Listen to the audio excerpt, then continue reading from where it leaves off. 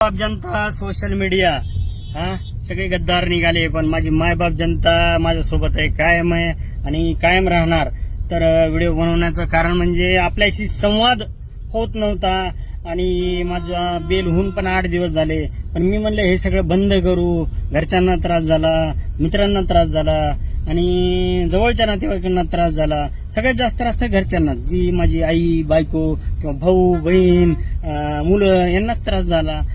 तर त्यांना मी शब्द पण दिला होता की मी असं काही वागणार नाही वगैरे, पण मला हे लोक जगू देत नाहीत.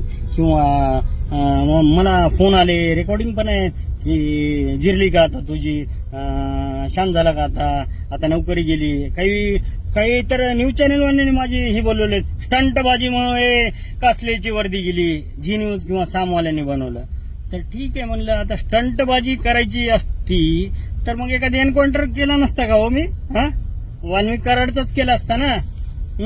काहीतरी म्हणजे मला ते पुण्य तरी भेटलं असतं. आता वाटायला की खरंच तेव्हा एन्काउंटर केला असता तर ते 5-50 करोड तर मला भेटले असते. पण खरं मित्रांनो की विचार करतो ना, मग ठीक आहे, देव तरी कुठेतरी विचार करेल, काहीतरी देईल, काहीतरी करेल. मी आजही उपाशी मरत नाही मित्रांनो. आता बघा, ही 1.5 करोडची गाडी आहे, माझ्या मित्राची गाडी आहे, नाहीतर अजून इन्क्वायरी लावतील. तर मित्रांनो, आहे मी आता बिहारमध्ये चंपारण्याला. या ठिकाणी दारू बंद आहे. दारू तर बंदच केली, फक्त एक आल्यानंतर 3ऱ्या दिवशी एक बियर पिली होती. पण मला म्हणले की काही लोक, किंवा मलाच वाटलं 28 दिवस तर दारू भेटली नाही. मग 28 दिवस जर राहू शकतो मी, तर अजून एक दिवस का नाही राहू शकत? तर चला संवाद पहिल्यांदा साधतो.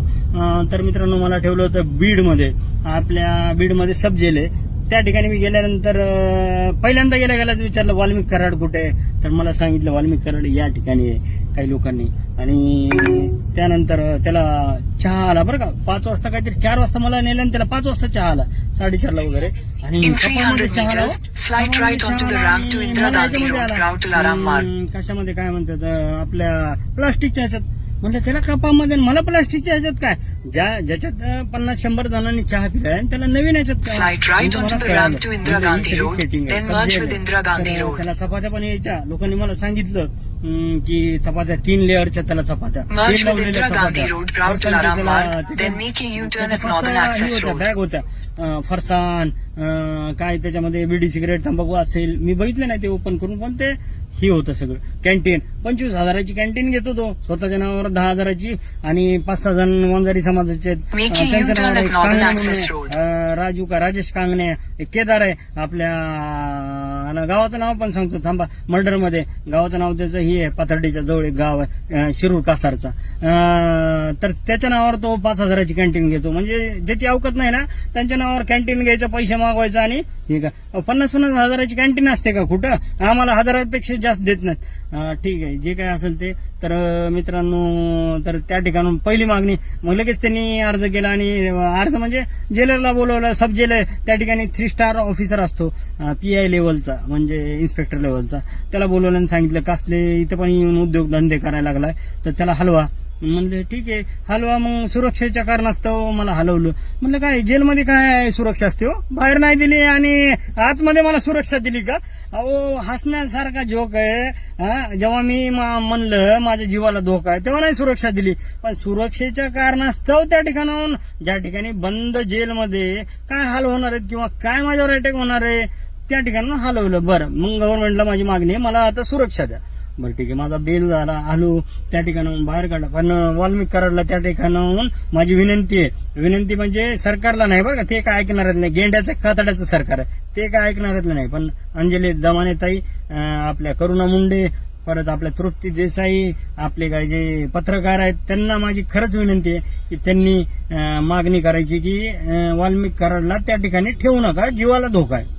आणि दुसरं, सगळे मराठा बांधव जे समाज आहेत ना, त्यांना माझं म्हणणं आहे की त्याला खूप सुविधा आणि फॅसिलिटीज भेटतात आतमध्ये. मी जाऊन आलोय, त्यामुळे मला माहिती आहे. कपात चहा, 3 लेअरची चपाती, फरसाण, चिकन किलोवर मिळतं त्या ठिकाणी चिकन. ह्याला 3 बुधवार रविवार चिकन मिळतं. आणि झोपायला त्यांनी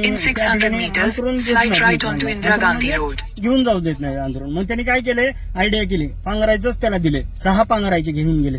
6 पांघरायचे म्हणजे ब्लँकेट असे जाड, आणि ते असे अंतरलेत गादीसारखं, त्याच्यावर उशी, आणि मस्त 5 पेपर येतात त्याला.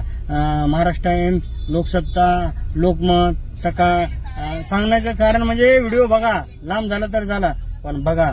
तर हे सगळे मित्रांनो त्याला एवढ्या सुविधा भेटतात, कॅन्टीन भेटतात आतमध्ये, 2-3 ठिकाणी तो असा फिरून येतो वॉकिंग करून, सोबत वंजारी समाजाची पोरं आहेत.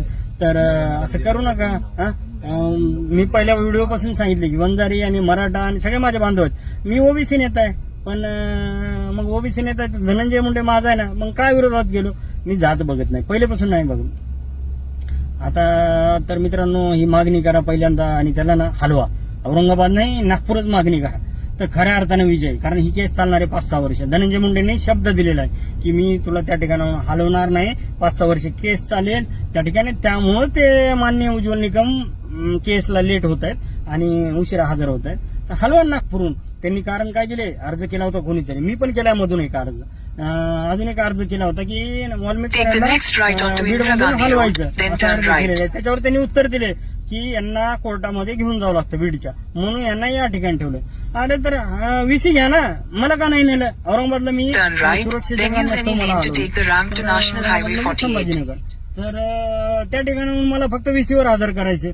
त्याला पण VCवर करा ना. असं काय आरोपीची गरज आहे का की रोज त्याला किंवा तारखेला कोर्टात? तर ती सेटिंग असते. तारीख 8 दिवसांनी लावायची, 15 दिवसांनी लावायची आणि गाडी जायचं, सामान भेटणार नातेवाईकांकडनं, काय ड्रिंक्स, कोल्ड ड्रिंक सगळ्या गोष्टी भेटणार, फरसाण, गायच्या बी सगळ्या गोष्टी त्या सामानातून भेटणार. तर मित्रांनो एक IPS किंवा IAS दर्जाचा तुरुंग अधिकारी ज्या ठिकाणी असेल त्या ठिकाणी त्याला आलो आणि मग मजा बघा. मग त्याला खरंच वाटेल की जेल काय नाही, त्या जेलमधलं ते स्वर्ग आहे मित्रांनो. बीड सब जेल हे त्याच्यासाठी स्वर्गच आहे. मी आजही सांगतो. हलवायचं पुणे एरवाडा. आणि मला जसं हलवलं होतं, मला मुंबईला हलवणार होते सुरक्षा, मुंबईवाल्यांनी नकार दिला. कारण मी त्या ठिकाणी नोकरी केली, मी काही कारवाई केलेली, त्या ठिकाणी आरोपी असतील तर त्या ठिकाणी नकार दिला. एरवाड्याला हलवायचं होतं मला, त्यांनीही नकार दिला. कोल्हापूरला मला नेणार होते, मग वाल्मिक कराडला जाऊ दे ना. कोल्हापूरला काय किती खर्च येणार आहे आणि काय चाललंय शासनाचं? नागपूरला मजा बघा. सगळ्यांनी मागणी हीच करा. आतमध्ये काय चालतं काय नाही. आता हे सगळे